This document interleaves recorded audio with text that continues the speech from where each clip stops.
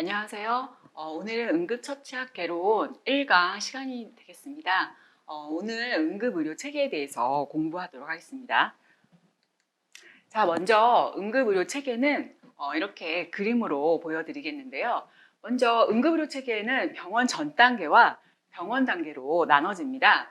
여러분들이 너무나 잘 알고 계시는 현장 단계 그리고 이렇게 이송 단계가 있어요. 그래서 여기 지금 현장 단계를 보시게 되면 뭐 화재도 있고 이제 사고 단계도 있죠. 사고를 이렇게 보여주고 있는데요.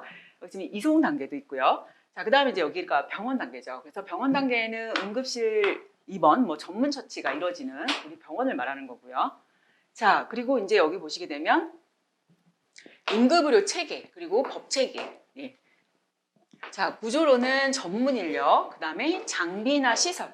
예, 아주 중요하죠. 그래서 장비하고 시설도 상당히 중요한데 이 모든 것들은 사실은 응급의료 서비스를 신속하고 효과적으로 구현하는 시스템을 말하는 겁니다. 그래서 바로 이 시스템이다. 그래서 이 모든 것이 응급의료 체계라고 보시면 되겠습니다. 그래서 상당히 넓고 포괄적으로 이렇게 다루고 있는데요. 저희가 이거를 응급의료 체계의 구성 요소를 15가지로 봤어요. 그래서 상당히 넓게 보고 있기 때문에 자, 하나씩 보도록 하겠습니다. 첫 번째가 인력이에요. 그래서 여러분들이 인력하면 여러분들도 이제 포함이 되실 거고 인력에는 의료인뿐만 아니라 여러분들도 같이 이렇게 포함이 되는 거죠. 자, 그래서 첫 번째가 인력이고 두 번째는 우리 인력들을 교육하고 그 다음에 훈련을 해야 되겠죠. 그래서 뭐 필요할 때면은 저희가 이제 뭐 보수 교육도 받고 1년에 보수 교육도 몇 시간씩 받아야 되고 하는 거가 있죠. 자, 그 다음에 세 번째가 정보통신 체계. 그래서 사실은 이제 이 정보통신 체계가 상당히 중요합니다. 그래서 저희가 예를 들어서 이제 환자가 뭐 급한 상황에서 전화를 뭐 연결을 해가지고 지금 어느 병원으로 가야 하는지 지금 환자가 너무너무 병원에 많아요. 그런 경우에는 제대로 된 치료를 받을 수가 없겠죠. 그래서 정말 환자가 너무 많은 데에서는 아파도 바로 치료를 받을 수 없는 상황이 오기 때문에 조금 이렇게 그거를 이제 정리할 필요가 있습니다. 그래서 그런 모든 것들이 통신 체계로 이루어져야 하겠죠. 자, 그 다음에 중요한 거는 또 응급의료기관입니다. 그래서 저희가 이제 응급의료기관들을 여러 가지로 나누고 있습니다. 여러 가지 기준이 있는데 시설도 있고요. 사실은 인력으로도 나눠지고 있죠. 그래서 여러 가지 기준이 있습니다. 그래서 이런 것들도 나중에 이제 보시게 될 거예요. 저희가 뭐 대학병원도 있고 그 다음에 그 밑에 준종합병원도 있지만 뭐 중요한 거는 사실 이제 뭐 여러 가지 뭐 지방도 이렇게 공평하게 나눠질 수는 없다는 거죠. 그래서 이런 것들도 중요하다. 그 다음에 이제 다섯 번째가 이송이고요. 그 다음이 여섯 번째는 전문 처치기관입니다. 그러니까 응급의료기관도 있지만 사실 이제 전문 처치기관도 있죠. 일곱 번째를 보시게 되면 공익안전단체. 이런 것들도 이제 같이 넓게 포함하고 있습니다. 자, 여덟 번째는 소비자 참여. 그래서 소비자의 참여가 상당히 중요합니다. 그래서 우리가 이제 소비자들에게 어디로 전화를 해라, 뭐 홍보도 하고 교육도 사실은 필요한 거죠. 예. 자, 그 다음에를 보시게 되면, 자, 그 다음이 이제 처치를 평가하는 거죠. 그래서 이 모든 것들이 평가를 함으로써 이 시스템이 어느 정도 효과를 발휘하는지 그리고 어떤 부분이 좀 필요가 없다 아니면은 조금 뭐 부족하다라든지 이런 것들을 해야 되겠죠. 그래서 뭐 보강을 해야 된다라든지. 자, 그 다음에 10번이 환자 운반을 하는 거고요. 11번은 이제 표준화된 기록을 이제 관리하는 건데요. 사실 저희한테는 이 기록만큼 중요한 게 없습니다. 의료인들한테는 기록이 중요한데 이유가 있죠. 사실 이제 법적으로 의료 소송이라든지 여러 가지 많이 소송을 당하는 경우가 많기 때문에 이 법적으로는 여러분들도 기록을 반드시 이제 하셔야 되는 부분들이 있어요. 그래서 예를 들어서 뭐 CPR을 했다. 이것도 기록을 하셔야 되잖아요. 그리고 저희가 환자를 이송을 하려고 했는데 만일에 거부를 했다 그러면은 저희가 그냥 거부했다고 해서 그냥 놔두고 오지 않잖아요. 그거를 어떻게 해요? 거부한 거에 대해서 2번을 구두로 말하고 그리고 작성하게 한 다음에 또 어떻게 하나요? 그 3년 동안 또 이거를 보관을 하게 돼 있어요. 그래서 이런 것들을 하지 않았다가 나중에 법적으로 저희가 또 소송에 말릴 수 있습니다. 그래서 이런 것들은 다 기록과 관련된 것이다. 그래서 기록은 저희가 또 6강에서 공부를 하게 되었습니다. 네. 기록이 중요합니다. 네. 자, 그 다음에 대중에 대한 정보 제공. 이것도 마찬가지죠. 그래서 정보 제공과 교육. 예. 자, 그 다음에 체계를 검토와 평가. 사실 뭐 처치 평가하는 것과 그 다음에 체계 이 모든 시스템을 검토와 평가하는 것, 이 모든 것은 이제 피드백을 말하는 거죠. 그래서 피드백을 함으로써 중요한 거는 사실 이 시스템은 고비용이 들어요. 예, 그래서 비용이 많이 드는 만큼 저희는 효과적으로 효율적으로 어떤 그 이익을 내야 되기 때문에 이런 것들을 하는 것이죠. 그래서 여러분들이 이제 생각하시기에 이런 것들을 많이 평가를 통해서 예, 해야 한다는 거죠. 자, 14번을 보시게 되면 대량재해 관리입니다. 네, 얼마 전에도 우리가 이제 대량재해와 같은 이런 일들이 있었잖아요. 그래서 사실 이제 대량재해가 저희가 옛날에 그 삼풍백화점 이후로 이제 뭐 응급의학과부터 시작해서 그리고 응급구조학과 뭐 이런 것들이 이제 생기기 시작했는데 대량 재해 관리에 대해서도 아셔야 되는 거죠. 그래서 이제 응급의료 체계에 들어가 있습니다. 자, 그 다음에 상호구조. 이건 뭐냐 하면 이제 이 모든 것들을 같이 조화롭게 하려면 모든 파트에서 다 이렇게 돕고 모든 기관에서 도와야 한다라는 거죠.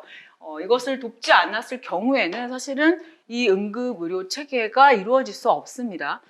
예를 들어서 119가 막 빨리 이제 가야 되는 그런 이송을 해야 하는 상황에서 교통이 만일에 막혀 있는 상황이라고 한다면 빨리 갈 수가 없겠죠. 하지만 이제 그 차량을 어떻게든 간에 뭐 여기 이쪽을 통제를 하고 119가 빨리 갈 수 있도록 한다든지 여러 가지 뭐 도움을 이제 줘야 된다라는 거죠. 여러 기관에서. 예. 그래서 이제 15번까지 봤습니다. 그래서 15가지를 이렇게 고르실 수 있으시면 되겠습니다. 자, 그래서 자, 여러분들이 보시게 되면 저희가 가장 중요한 것들을 이제 저희가 이제 정리를 하고 보는데 다 전에 학부 때 배우셨던 것들이에요. 근데 시험에 나올 만한 것들을 다시 한번 리마인드 하신다 생각하시면 되겠습니다. 그래서 전에 이거 봤던 것들이야 라고 아마 생각을 하실 거예요. 공부하셨던 것들이니까 저 때 저게 중요했었지 라고 생각하시면 되겠어요. 자, 두 번째는 교육 및 질관리입니다. 응급구조사는 자격 업무 종사 여부와 관계없이 3년마다 보건복지부 장관에게 취업 여부와 취업 기간, 보수교육, 이수 여부를 신고하여야 합니다. 네. 의료인도 마찬가지예요. 자, 3년마다 저희는 보건복지부 장관에게 그러니까 저희 협회에다가 무조건 3년마다 신고를 하게 돼 있어요. 예, 저도 이제 3년마다 신고를 하죠. 네, 그래서 해야 되는데 이거 무섭습니다. 미신고 시 행정처분이 있어요. 네, 그래서 자격이 효력이 정지를 먹어요. 정지예요. 자, 그런데 그래도 행정처분 후에 만일에 효력은 즉시 회복이 돼요. 즉시 회복이 된다. 그런데 회비 납부 여부에 따른 자격 신고가 그러면 수리 거부 절대 금지 그러면서 자격 신고는 여기 이제 응급 의료에 관한 법률 제55조 제2항에 따른 법적 의무사항이므로 신고 요건, 보수 교육을 충족하지 않아 반려하는 경우 외에는 어떠한 이유로도 신고 수리 거부 불가라고 되어 있거든요. 이게 무슨 말이야 이렇게 길어 라고 생각하실 건데 이렇게 생각하시면 돼요. 자, 보수 교육 이수를 못했다. 이거 빼고는 어떠한 이유로도 신고를 거부 못해요. 네. 그러니까 한마디로 무조건 신고해야 합니다. 네. 어떠한 사항 빼고요? 보수교육, 이수라는 거, 그걸 하지 못하는 거 빼고는 무조건 신고를 해야 한다라는 얘기예요. 예. 그러니까 무조건 신고해야 됩니다. 그래서 안 하면 어떻게 된다? 효력이 정지된다라는 거죠. 네. 저도 무조건 신고합니다. 신고는. 네.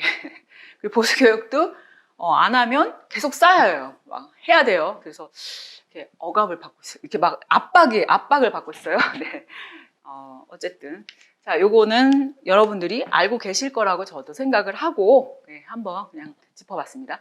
자, 그 다음에 이제 응급의료 제공자예요. 그래서, 자, 먼저 응급의료 제공자가 누구냐. 여러분들 이거 아시지만, 제가 이제 오늘 말씀드리고자 하는 거는 뭐냐 하면, 사실 요 1, 2번은 아닙니다. 저희가 알고 있는 내용이지만 3번을 말씀드리려고 이걸 갖고 온 거예요. 자, 보세요. 첫 번째, 응급구조사. 예, 응급구조사 당연하죠. 자, 그리고 두 번째가 의료인이에요. 그래서 응급의학 의사. 그 다음에 이제 지도사, 응급의료, 지도의가 있겠죠. 예. 그 다음에 이제 간호사나 응급 전문 간호사가 여기 이제 포함이 되고요. 그 다음에 응급의료 제공 의무자가 있는데 이게 이제 누구냐? 구급대원. 예. 그 다음에 이제 여러분들 이거 들어보셨을 거예요.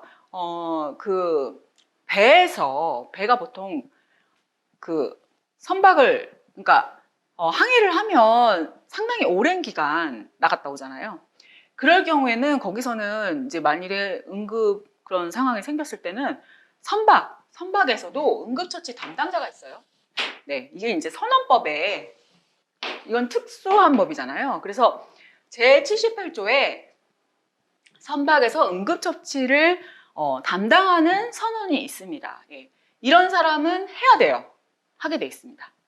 자, 그런데 이 사람 말고요. 이 사람 말고 우리가 이제 시험에 나올 만한 사람이 누구냐라는 거죠. 바로 세 번째, 최초 반응자, first responder라는 사람. 이 사람을 한번 포커스 해볼게요. 자, 그러면 그 다음으로 넘어가 볼게요. 최초 반응자입니다. 자, 응급 현장에 도착한 최초의 사람인데 그럼 아무나를 말하는 거냐? 그건 아니고, 자, 여기서 지금 보건복지부 장관이 보건복지부 장관 또는 시도지사가 응급의료 종사자가 아닌 사람 중에서 다음 각 호의 어느 하나에 해당하는 사람에게 구조 및 응급처치에 관한 교육을 받도록 명할 수 있다. 예. 이 경우에 교육을 받도록 명받은 사람은 정당한 사유가 없으면 이에 따라야 합니다. 예. 그래서 뭐 어쩔 수 없는 거죠. 해야 되는 거죠. 자, 누구냐 하면요. 첫 번째가 구급차 등의 운전자. 예, 이거는 뭐 그렇게 생각하실 거예요. 자, 두 번째는 여객자동차 운수사업법에 보시면 여객자동차 운수 사업용 자동차의 운전자예요. 그럴 수 있겠다라고 생각이 드실 거예요. 그죠? 자, 두 번째가 그렇고요. 세 번째는 학교보건법에 따른 보건교사. 보건교사는 사실 간호사예요. 그러니까 의료인이에요. 그러니까 맞죠? 이 사람도. 그리고 4번 보시면 도로교통 안전 업무에 종사하는 사람인데 경찰 공무원입니다. 경찰 공무원도 맞구나. 자, 그 다음에 5번에 산업안전보건법에 따른 안전보건교육의 대상자. 예, 그렇구나 라고 생각하시면 돼요. 자, 6번 보시면 체육시설의 설치 이용에 관한 법률에 따른 체육시설에서 의료나 구호 또는 안전에 관한 업무에 종사하는 사람. 체육시설에서 의료나 구호 업무를 담당하고 안전에 하는 사람이구나. 기억하시면 되고, 그 다음에 7번 보시면 영유아 보육법에서 보육교사, 어린이집 선생님이요. 어린이집 선생님. 가능하잖아요. 그죠? 네. 8번은 유선 및 도선사업법, 그러니까 배를 말하는 거예요. 거기에 따른 인명구조 요원. 가능하겠죠? 그 다음에 9번은 관광진흥법에 거기 관광사업에 종사하는 사람 중에서 의료나 구호 또는 안전에 관한 업무에 종사하는 사람. 이 사람도 가능합니다. 예, 맞아요. 자, 그 다음에 항공안전법, 그죠? 에 따른 항공 종사자. 분명히 있을 거예요. 그죠? 그래서 비행기 안에서도 충분히 일어날 수 있는 일이니까요. 객실 승무원 중에 의료 구호, 안전에 관한 업무에 종사하는 사람. 예, 당연히 있을 겁니다. 그래서 네, 여기 있는 분들은 당연히 해야 한다라는 거고요. 지금 제가 보니까 유치원 선생님, 예, 여기 유치원 선생님이 자, 더 있죠, 그죠?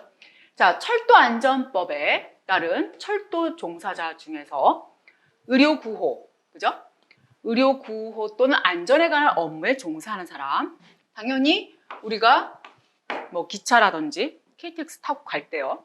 그 다음에 화재 예방, 소방시설, 설치 유지, 안전관리에 관한 법률. 여기 보시게 되면 소방안전관리자 중에서 대통령령으로 정하는 사람. 맞습니다. 그죠? 국민체육진흥법에 따른 체육지도자. 예, 이거 맞아요. 자, 유아교육법에 따른 교사. 한마디로 유치원 교사요. 지금 아마 들으셨으니까 맞네 라고 생각하실 거예요. 네. 그러나 시험 문제 나오면 헷갈리시죠? 누가 헷갈리느냐? 아까 이 사람이 헷갈릴 겁니다. 여기 이 사람이요. 안전보건교육의 대상자요. 네. 저 사람은 이 사람 맞나? 하고 생각하실 거예요. 자, 헷갈리지 마시고 외우시기 바랍니다. 그래서 요거는 외우시고요. 5번. 자, 그러면 이제 요거는 제가 분명히 짚어드렸으니까 넘어가도록 하겠습니다. 자, 그 다음에 저희가 이제 그 종합상황실 및 응급의료정보센터의 인력에 대해서 잠깐 보도록 할게요. 왜냐하면 이게 이제 시험에 숫자 같은 걸로 만일에 나온다고 하면 너무 치사한 거 아니야? 라고 할 수도 있지만 사실은 그래도 그런 것들이 또 틀릴 수도 있거든요. 그래서 여러분들은 또 이렇게 그런 것까지 다 외워야 되나 하지만 그냥 당연하게 또 그냥 알고 있을 거라고 생각하고 낼 수도 있으니까요. 자, 종합상황실 및 응급의료정보센터의 인력입니다. 그래서 저희가 이제 알고 있지만 종합상황실은 전국 16개가 있죠. 그래서 여러분들 헷갈리지 마시고 16개 시도 종합상황실의 119 상황요원이죠. 그래서 응급신고에 대하여 상담해주고 최단거리의 구급대를 현장에 출동시킵니다. 네. 자, 응급의료정보센터 인력은 전국 12개가 있어요. 그래서 12개. 예, 숫자 헷갈리지 마시고요. 자, 상황요원과 공중보건의사가 있습니다. 그래서 전화를 통한 질병 상담을 주로 해주고 그 다음에 각 권역 내에 적합한 병원을 안내해 줍니다. 예. 그리고 상담요원과 의사가 응급처치를 조언을 해주죠. 뭐 너무 간단하지만 그래도 헷갈리지 않도록 하겠습니다. 자, 그 다음에 여러분들 이제 뭐 코로나로 많이 뜬 1339입니다. 그래서 여기는 365일 24시간 전문 상담 요원하고 의사가 응급처치를 상담해주고요. 그 다음에 응급 환자의 상태에 맞는 응급실을 안내해 줍니다. 그죠? 코로나 이후로 지금 감염과 관련해서 문제 같은 게 나올 수가 있어서 사실 이제 뭐 1339, 그 전에는 사실 뭐 이런 게 나올지 안 나올지 잘 모르겠지만 그 이후로는 이런 것들이 나올 수 있잖아요. 그래서 이런 것들을 조금 더 주의해서 보는 겁니다. 자, 구급차가 필요한 환자에게 출동을 연결을 해주고요. 그 다음에 설이나 추석 연휴 등에 문을 여는 병의원과 약국을 안내해 줍니다. 자, 응급처치 교육을 하죠. 그래서 우리가 이제 1339에서 하는 일도 한번 봤습니다. 자, 이거 제가 좀 지우도록 하겠습니다. 이렇게. 자, 아까 제가 응급의료기관의 종류에 대해서 한번 보자고 말씀드렸잖아요. 그래서 아마 여러분들이 응급의료기관을 잘 아실 거지만 이거를 어떻게 나누는지, 왜 나누는지, 그냥 이건 대학병원이고 이건 좀 작은 중소병원이고 이건 1차야, 2차야 뭐 이 정도는 알고 계시죠? 저도 그 정도는 알고 있는데 그래도 저희가 이제 알아야 되는 뭐 그런 어떤 기준, 사실 그것까지는 모르셔도 상관은 없어요. 그렇지만 이제 대략적으로 여기는 알고 계셔야 될 것 같아갖고. 자, 응급의료기관의 종류에서 저희가 중앙응급의료센터가 있죠. 그러니까 얘네가 지금 뭘 하는 데냐. 근데 여기가 사실 국립중앙의료원이에요. 그래서 여기는 응급의료 종사자에 대한 교육과 훈련, 그리고 권역이라는 거는 사실 넓은 지역을 다 포함한다는 얘기거든요. 그래서 넓은 지역의 응급의료센터 간의 업무 조정까지, 그리고 지원의 업무를 다 수행하는 곳이 바로 국립중앙의료원입니다. 그래서 사실은 이제 국립중앙의료원이 메인이고 중앙센터인 거예요. 그래서 저희가 말하는 그 대학병원은 대부분 권역에 들어가는 거죠. 예. 자, 그래서 이제 우리가 국립중앙의료원의 그 의미를 아셔야 돼요. 그래서 교육 훈련을 해주고 얘네들을 업무 조정해준다. 이제 그 정도를 알고 계시면 되겠고요. 자, 권역응급의료센터는 말 그대로 대학병원이기 때문에 중증 응급 환자의 중심에서 진료를 하는 거죠. 그리고 이제 상급 종합병원을 말합니다. 응급의료지원센터는 응급의료 자원의 분포와 주민의 생활권을 고려하여 지역별로 설치 운영을 하고 있고요. 자, 그 다음에 응급의료센터는 이제 전문응급의료센터와 지역응급의료센터로 나누는데, 여기서 전문응급의료센터는 보통은 소아, 화상, 독극물 뭐 이런 것들로 나눠지고, 지역응급의료센터는 여기 보시면 시장이나 이제 그 시도지사가 종합병원 중에서 응급 환자의 진료 등을 수행하기 위해서 만든 거죠. 그래서 이게 그러면 도대체 딱 구분이 안 되잖아요. 여러분들 보시기에. 그래서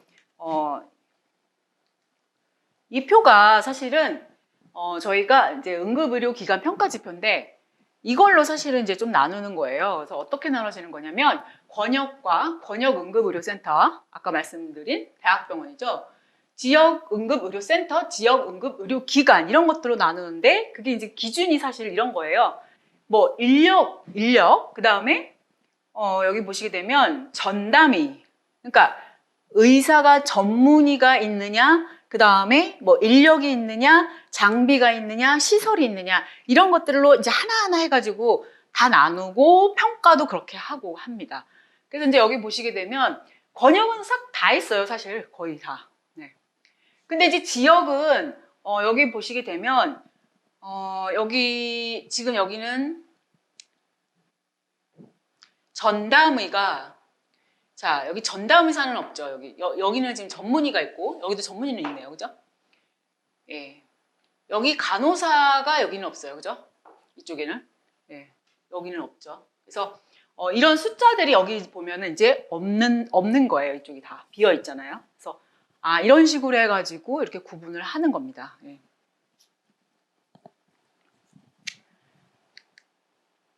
자, 이제 두 번째로 넘어가도록 하겠습니다.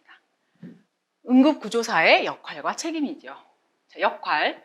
응급구조사는 응급 환자가 발생한 현장에서 응급 환자에 대하여 상담, 구조 및 이송 업무를 행합니다. 자, 의료법 제27조의 규정에도 불구하고 보건복지부령이 정하는 범위 안에서 할 수 있는데, 이게 지금 빨간색이라서 잘 안 보이시잖아요. 근데 이게 지금 뭐냐면 의료법 제27조에 대해서 제가 여기 써놨는데, 의료법 제27조는 뭐냐 하면 무면허 의료 행위를 금지한다라는 내용이에요. 사실 이제 의료인이라고 하는 그 테두리를 저희가 의사는 종류가 딱 셋이잖아요. 그래서 치과 의사하고 한의사하고 그냥 의사로 나눠집니다. 그리고 지금 의료인에 대해서 얘기를 하는 거죠. 저도 옛날에 어렸을 때는 약사도 의료인인 줄 알았어요. 근데 아니더라고요. 의사하고 간호사만 의료인이에요. 그래서 간호사도 사실 여기는 간호사하고 조산사를 여기 이제 의료인으로 이렇게 들어가잖아요. 근데 그러니까 제27조에서는 이 사람들이 하는 의료 행위만을 의료인이 할 수 있다라고 이제 이렇게 정해놨는데도 불구하고 응급구조사는 어떻다? 보건복지부령에서 이렇게 응급환자가 발생한 현장에서 그리고 응급환자에 대하여 상담, 구조 및 이송 업무를 행할 수 있다라고 말을 한 거예요. 그러니까 역할이 이렇게 할 수 있다라고 해놓은 거죠. 네. 예, 요거는 이제 알고 계시면 되는 거고 알고 계실 거라고 생각합니다. 네. 자, 그 다음에 이제 응급구조사의 책임이요. 그래서 법적인 개념의 그 태만이 나오잖아요. 저는 이게 계속 태만 그래가지고 사실은 도대체 뭘 어떻게 그렇게 게으른 뭐 태만 이런 건 줄 알았어요. 근데 의료인의 태만이란 한마디로 어떤 환자를 제대로 돌보지 않았다. 그래서 어떤 매뉴얼대로 시행하지 않았다. 뭐 이런 것들이더라고요. 그래서 의료인의 어떤 실수를 인정하지 않더라고요. 그래서 참 상당히 슬펐었는데 여기 보시게 되면 태만이란 환자를 돌볼 의무를 행하지 않았거나 응급처치 기준을 이행하지 않았거나 이것도 들어가죠. 그 다음에 응급처치를 취하지 않았거나 어떤 응급상황이었는데 응급처치를 취하지 않았거나 태만하여 신체나 정신적 피해를 줬다든지 배상을 요구하는 피해가 발생했을 경우에 법원의 판결에 따라서 배상을 해야 한다라는 거죠. 그래서 네, 이 씁쓸합니다. 저도 씁쓸해요. 그래서 어쨌든 이제 요런 거를 알고 계시면 되고, 자, 근데 또 있습니다. 그래서 요게 이제 참 그런데 미숙하게 시행된 처치는 치료 기준을 위반한 것이며 과실로 판단한다라는 거죠. 미숙하게 했다. 예. 그러니까 사람이 미숙하게 하고 실수를 할 수도 있는데 사실은 의료인한테는 미숙하다라는 표현은 안 되는 거예요. 그래서 미숙하면 안 되는구나. 예. 그래서 이걸 과실로 판단을 합니다. 예. 하지만 저희 그 응급구조사들한테 이런 어떤 법적인 그 소송은요, 이게 제일 많았어요. 치료를 거부하는 경우하고요. 또 하나가 구급차 운전사고와 관련해서 이게 이 두 개가 가장 많았습니다. 그래서 이제 그거는 알고 계시면 되겠어요. 자, 그 다음에 이제 세 번째로 응급처치의 구체적인 범위에 대해서 말씀을 드리도록 할게요. 우리가 응급구조사는 1급과 2급으로 나눠지잖아요. 그래서 이제 1급과 2급이 하는 범위가 조금 다릅니다. 그래서 여러분들이 알고 계시지만 그래도 이제 구분을 하셔야 되니까 짚고 넘어갈게요. 뭐 바로 이제 공부하고 나오신 분들도 있지만 좀 몇 년 되신 분들도 있으실 거라서 제가 이제 한번 짚고 넘어가겠습니다. 자, 심폐소생술의 시행을 위한 기도 유지, 즉 에어웨이를 삽입을 할 수 있습니다. 그리고 인투베이션, 기도 삽관할 때 가능하고요. 후드 마스크 삽관 등을 포함합니다.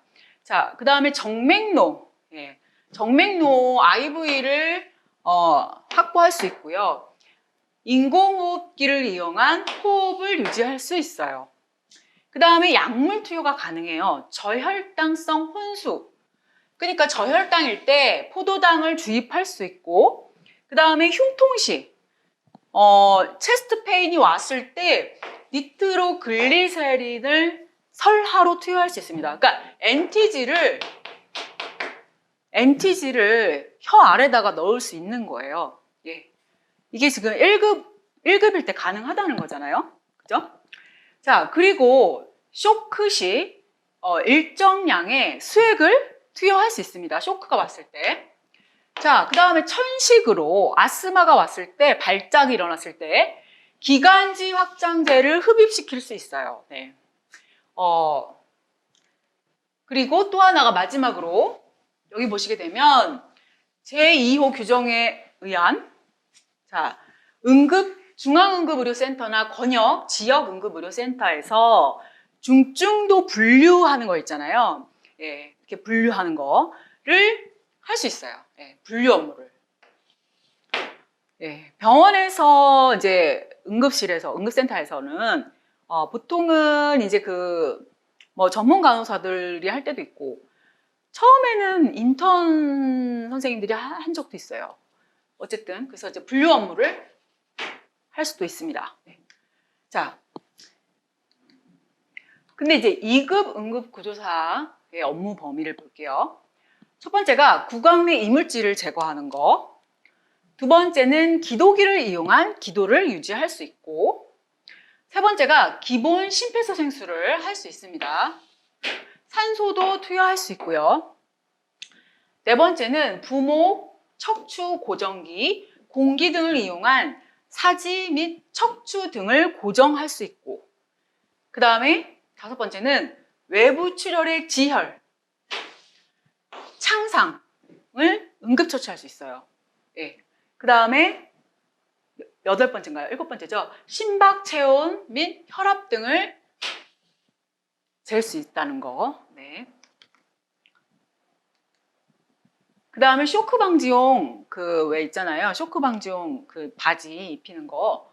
그거를 입혀서 그러면 이제 혈압이 어느 정도 유지가 되죠. 그래서 혈압을 유지시킬 수 있고, 그 다음에 AED 자동 제세동기를 이용해서 규칙적인 그 심박동을 유도할 수 있어요. 그래서 AED를 이용하는 그걸 할 수 있다. 자, 근데 여기서 이제 요 차이가 조금 있어요. 여기가 요거는 이제 차이가 좀 있어서 여러분들이 보셔야 되는데, 흉통 시에 니트로글리세린을 설화 투여 및 천식 발작 시 기관지 확장제 흡입은 아까 1급은 이제 할 수 있었는데, 여기서 2급은 환자가 해당 약물을 휴대하고 있는 경우에만 가능해요. 예. 왜냐하면 이제 NTG나 아까 그 말씀드리는 이 기관지 확장제는 사실 이제 처방약으로 해서 이렇게 주는 그 이제 상당히 그 뭐랄까요, 위험한 약물 중에 하나이니까 처방을 받은 환자들 한해서만 줄 수 있습니다. 예. 자, 그래서 여기까지 보도록 하시고요. 네.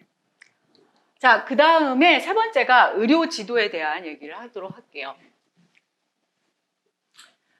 의료 지도란 여러분들 이제 잘 아시겠지만 두 가지로 나눠집니다. 첫 번째는 직접 의료 지도, 두 번째가 간접 의료 지도죠. 그래서 직접은 사실 이제 뭐 여러분들 아시겠지만 의사의 지도하에 병원 전에 이제 전화해서 통신으로 환자를 설명을 하고요. 그 다음에 어떻게 해야 되는지 물어보는 겁니다.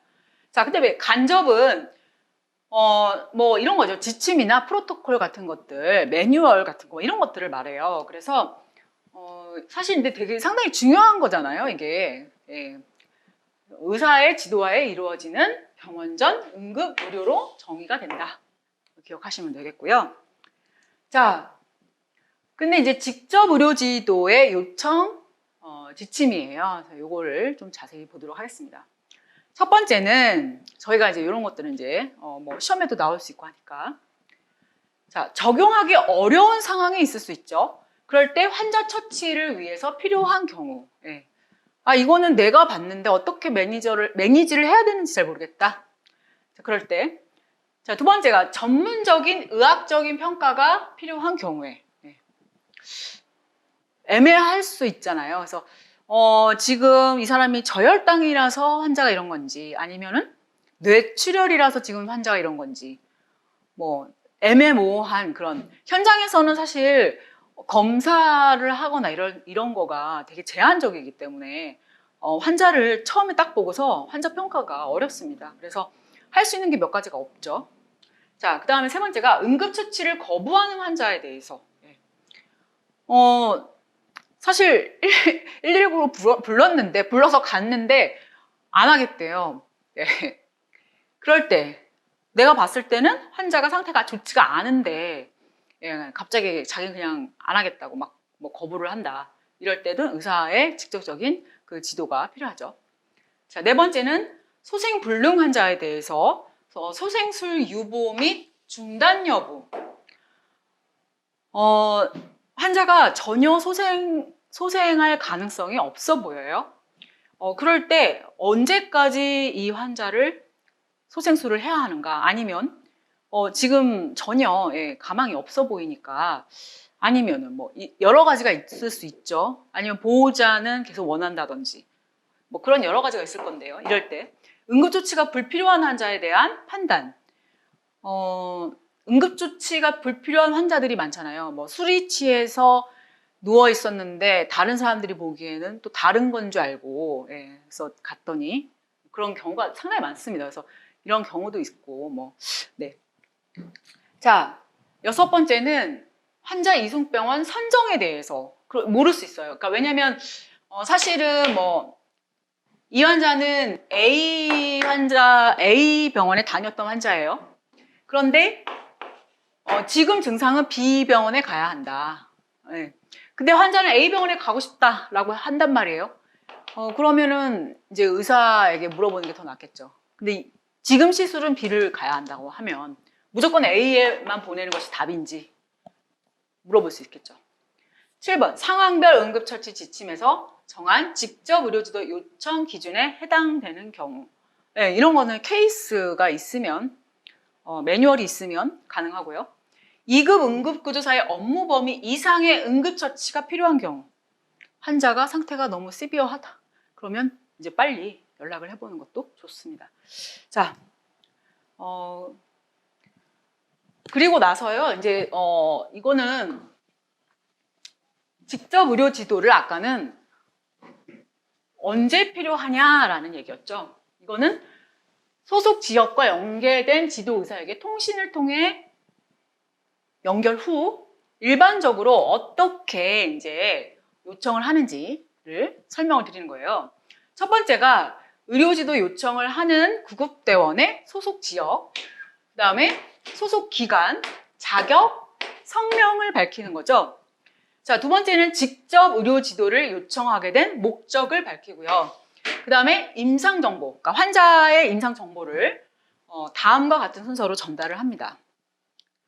자, 환자의 임상정보, 환자 나이와 성별을 정확히 알 수 없는 경우는 10대 구간으로 어림잡아 추정합니다. 뭐 40대입니다. 이런 식으로.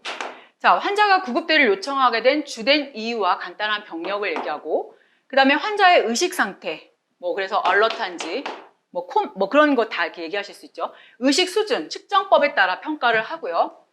환자의 활력 징후는 혈압과 맥박, 그 다음에 호흡수, 체온, 산소 포화도 순서로 전달하고, 그 다음에 구급대가 시행한 검사가 있으면 얘기하고요. 처치와 결과를 전달합니다. 네. 이건 이제 다 하시는 거니까요. 네. 자, 그 다음에 지도의사의 지도를 받아서 수행을 했어요. 환자 상태의 전달이 필요하다고 판단되면 이제 수행을 하고 나서 이제 다시 피드백을 줘야겠다라고 하면 다시 지도의사에게 전달하면 됩니다. 이거는 문제가 없습니다. 그런데 4번이 문제예요. 자, 수행하기 어려운 경우에 수행하지 못한 이유를 전달을 하고 기록지 직접 의료지도를 받은 시각, 의료지도 사항 및 수행 불가를 기록을 해야 돼요. 예. 요거를 반드시 기록을 해야 한다. 수행하지 못한 이유를 전달하고 기록지에 시각과 지도사항 수행 불가 이유를 반드시 기록한다. 예, 해야 됩니다. 왜냐하면은요, 여기서 보시면, 보세요. 의료 지도를 먼저 처음에 받았기 때문에 오더를 받은 거예요. 예, 근데 수행을 못했잖아요. 그러니까 이 오더는 날아가 버린 거죠, 그냥. 예, 그러니까 그래서 이거는 이제 법적으로 문제가 생길 수 있어요. 그건 기억을 하시면 되겠고요. 자, 연결이 실패했을 경우, 이런 경우가 많죠. 현장에서는 아마 에이 저거 안 돼 이렇게 말하실 수 있지만 시험에서는 아닙니다. 시험에서는 일단 이렇게 쓰셔야 돼요. 이걸 고르셔야 됩니다. 자, 직접 의료 지도를 시도하였으나 실패했어요. 상황에 따라 연락할 다른 지도 의사가 있다면 1회 연결을 시도하여 지도에 따릅니다. 무슨 말이냐? 여기가 1번이에요. 그러면 여기다가 했단 말이에요. 안 됐어요. 안 됐어요. 그럼 여기다가 합니다. 그럼 돼요. 자, 근데 연락할 2차 지도 의사가 존재하지 않거나 2차 지도 의사에 대해서 1회 연결을 했는데 또 실패했어. 자, 그러면 구급대원이 필요하다고 판단된 처치는 법령상 업무 범위 내에서 의료지도를 받지 않고도 시행할 수 있어요. 그러니까 1번 했는데 안 되고 2번 했는데 안 됐어요. 그러면 자기가 그냥 하는 겁니다. 네. 본인이. 통신 실패에 대해서 의료지도 요청 시각 및 내용을 기록을 해놓습니다. 네. 왜? 법적으로 하다는 얘기죠. 네. 여기 보세요. 자, 통신의 두절이나 불능으로 인하여 지시를 받을 수 없는 상황에서는 그렇지 않다고요. 가능하거든요. 그래서 1번 안 돼, 2번 안 돼, 그러고 나면 어떡한다? 본인이 할 수 있는데 다만 어떻게 한다? 내용을 기록을 해야 해요. 요청 시각 및 내용을 기록을 해놔야 된다는 거죠. 네. 자, 이해하셨죠? 네. 그러면 법적 책임으로 좀 더 가볼게요. 자, 응급구조사의 업무 제한입니다. 그래서 여기 보시면 응급 상황 시 상담 및 구조, 이송 등 자신의 업무 범위에 해당하는 처치를 할 수 있으나 1급 응급구조사의 업무 범위에 해당하는 응급처치는 사실은 반드시 의사의 지시를 받고 수행할 수 있어요. 그러나 아까와 같은 상황, 다만 통신의 두절, 예, 그때는 그렇지 않다, 가능하다, 기록을 해라 라는 거죠. 자, 이제 민사책임과 형사책임에 대해서 잠깐 보시게 될 건데 여기 보시면 첫 번째가 선의의 응급의료에 대한 면책이 있는데요. 첫 번째가 선한 사마리아인의 법률이죠. 그래서 생명이 위급한 응급 환자에게 다음 각 호의 어느 하나에 해당하는 응급의료 또는 응급처치를 제공하여 발생한 재산상 손해와 네, 사상에 대하여 고의 또는 중대한 과실이 없는 경우에 네, 그 행위자는 민사책임과 상해에 대한 형사책임을 지지 아니하며 사망에 대한 형사책임은 감면한다라는 거예요. 자, 그 다음에 다음 각 목의 어느 하나에 해당하지 아니하는 자가 한 응급처치요. 그래서 응급의료 종사자, 그 다음에 그러니까 지금 요거예요. 포함되는 거예요.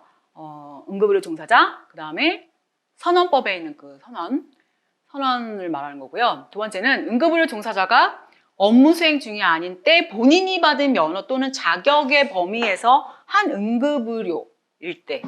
그러니까 뭐 그런 거예요. 내가 이제 업무 시간이 아닌데 뭐 길거리를 가다가 갑자기 뭐 일이 생겼어요. 근데 거기서 이제 막 응급처치를 어떻게 갑자기 뭐 했다고 치세요. 그랬는데 못 살렸다는 거죠. 그랬을 때 이제 적용이 된다는 얘기예요. 그래서 그거는 이제 기억을 하시면 되겠습니다.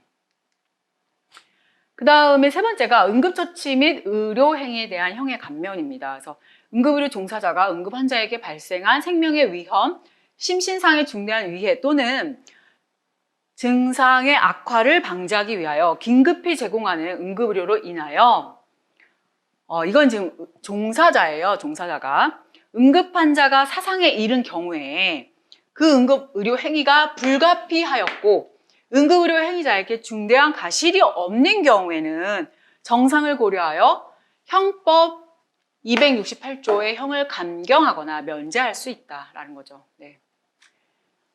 사실 응급의료 종사자가 뭐 그잖아요. 뭐 일부러 그렇게 한 건 아니었는데 예. 어쨌든 이거는 그렇게 알고 계시면 되겠습니다. 자, 그 다음에 네 번째는 응급구조사의 의무입니다. 여러분들 너무 이제 잘 알고 계시는 거를 예외사항을 외우시라는 말씀을 드리려고. 첫 번째가 비밀 유지의 의무잖아요. 그래서 이제 환자의 병력이나 상태, 치료에 관한 정보는 저희가 얘기하지 않습니다. 근데 예외가 있어요. 그죠? 예외를 알고 계시면 돼요. 환자가 서면으로 동의했을 때. 두 번째는 법정에 소환되거나 법률 관련 기관에 출두 명령을 받았을 때. 세 번째는 서비스 개선 또는 응급처치와 관련하여 타 전문직과 상의를 해야 할 때. 그 다음에 담당 간호사나 의료인하고 이제 인계할 때. 6번째가 의료보험 청구 양식을 써야 할 때는 아니다라는 거죠. 그 다음에 2번째는 구조와 처치를 해야 하는 행동의 의무가 있다라는 거. 자, 5번째, 이송에 관한 동의가 있어요. 그러니까 저희가 이제 명시적 동의가 있고 묵시적 동의가 있는데 이거 아마 명시적 동의는 이렇게 말로 하는 동의를 말해요. 저희가 이렇게 합니다라고 말을 하는 거죠. 묵시적 동의는 사실 어린아이라든지 아니면 정신적으로 문제가 있는 사람들한테는 말을 해도 말을 하고 이렇게 데리고 가는 그 응급처치를 하는 건 아니고요. 그냥 빨리 응급처치를 합니다. 그건 사실 이제 묵시적 동의에 해당돼요. 그래서 그냥 이건 의미를 그냥 알고 계시면 되겠고요. 6번 같은 경우에 이송에 관한 거부가 있잖아요. 아까 이제 말씀드렸던 건데 이송 거절 거부 확인서를 작성을 해야 되죠.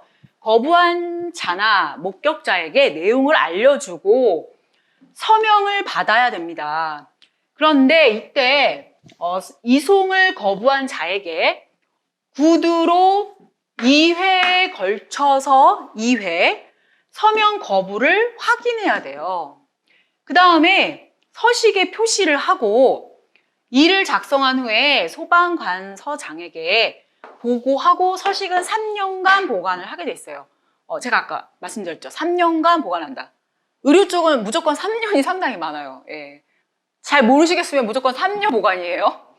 그래서 기억을 하시면 되고 환자의 판단 능력이 의심스러워요. 약간 이상하게 보여요. 그러면 그때는 무조건 환자를 신뢰하면 안 돼요. 예.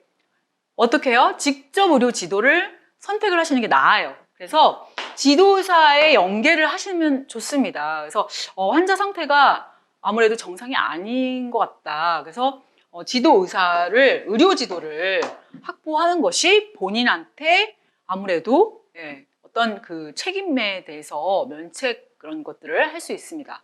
그래서 기억을 좀 해놓으시면 좋겠어요. 자, 그래서 이제 제가 이제 문제를 한번 예상 문제를 좀 내봤는데요. 처음 1강이라서 어렵게 내지 않았고, 그냥 좀 간단하게 한번 내봤습니다. 그래서 어차피 여기서는 어렵게 나오기보다는 이제 개념을 조금 여러분들이 정확하게 그냥 알고 넘어가시면 될 것 같고, 어렵게 된다고 하면 사실 저희가 이제 어려워야 되는 부분이 있잖아요. 뭐, 해부, 병리, 생리 이런 것들 어려운 부분이 많이 있기 때문에 거기서 충분히 심전도 파트 어려운 부분도 있고 그래서 여기는 그냥 여러분들 개념을 그냥 이해하시면 돼요. 자, 1번 간접의료지도에 해당하는 것으로 바르게 짝지은 것은 했습니다. 아까 이제 말씀드렸던 것처럼 프로토콜 같은 것들은 간접이었죠. 그래서 A가 되고 그 다음에 교육훈련 교육훈련도 맞죠. 그 다음에 품질보증 이런 것도 맞고 여기 보시면 전화지시랑 이거 지금 생물 원격 전송이에요. 그러니까 이거 두 개는 아무래도 직접에 해당되겠죠. 그러면은 A, B, C니까 4번이 되겠습니다. 자, 이번에 응급의료 중심체계에 있어서의 특징입니다. 제가 아까 이제 계속 이거는 일부러 말씀드린 거예요. 여기서 좀 쉬우라고. 현장 응급처치가 비효율적이다. 아니에요. 상당히 효율적입니다. 네. 왜냐하면 고비용이거든요. 그래서 이거는 구조 및 응급의료에 우선순위를 둔 시스템이에요. 그리고 운영 비용이 비싸요. 네, 저렴한 게 아니고. 그래서 이제 바르게 설명한 거라고 그랬죠. 그래서 답이 사실은 2번이 되겠어요. 네. 자, 3번을 보시면 응급구조사가 지녀야 할 기본적인 요소가 아닌 것은 했는데요. 1번 응급차량의 사용법을 아는 것 당연히 알아야 되죠. 응급구조사는 기본적으로 운전도 다 할 줄 알아야 되죠. 그래서 차량의 사용법도 알아야 되고 응급의료진들과의 의사소통과 수행 능력도 있어야 됩니다. 교육도 경험도 다 있어야 되고 응급장비 사용 능력, 유선통신 장비. 자, 이건 이제 헷갈리라고 되는 문제인데 유선이 아니죠? 네, 그냥 이건 무선입니다. 그래서 답은 3번이에요. 자, 책 문제 중에 책은 제가 10문제씩 냈고요. 그 중에서만 몇 개 이렇게 뽑았습니다. 그래서 여러분들이 문제 푸시다가 모르시는 거는 이렇게 알려주시면 다시 또 풀어드리도록 하겠습니다. 자, 5번에 최초 반응자에 해당하지 않는 사람은 했거든요. 1번 학교 보건법에 따른 보건교사. 네, 이거 아까 말씀드렸죠? 자, 2번 산업안전보건법에 따른 안전보건교육 대상자. 3번 국민체육진흥법에 따른 체육훈련생. 자, 4번 자동차의 운전자인데 자, 앞에 여객 자동차라고 나와 있어요. 그래서 답이 뭘까요? 바로 체육훈련생이에요. 여기서 아까는 제가 체육 지도자였어요. 그죠? 그래서 체육 지도자지 체육훈련생은 아니에요. 여기서는 안전보건교육 대상자잖아요. 그러니까 제가 이거 아까 헷갈릴 거라고 말씀드렸죠. 네. 안전보건교육 대상자? 좀 애매하시죠, 이거는? 네. 교육자가 아니고 네, 좀 헷갈리실 거라고 생각이 들었어요. 일단은 답은 이건 3번이 되겠습니다. 그래서 자, 이거는 문제 중에 9번 문제입니다. 그래서 이송에 관한 거부와 관련된 거예요. 이송 거부 시 구급대원은 이송 거절 거부 확인서를 작성해야 돼요. 거부한 자나 목격자에게 내용을 알려주고 서명을 받으라고 했죠. 이송을 거부한 자에게 구두로 3회에 걸쳐서 서명 거부를 확인한 다음 서식에 표시한다. 서식은 3년간 보관한다. 답이 뭘까요? 이거는 사실 어려운 문제가 아니지만 공부를 한 사람과 안 한 사람은 딱 그냥 아는 문제잖아요. 그래서 2회에 걸쳐서 하는 거죠. 예, 그래서 답은 3번이 되겠습니다. 오늘은 여기까지 하도록 하겠습니다. 예, 오늘 수고 많이 하셨습니다. 감사합니다.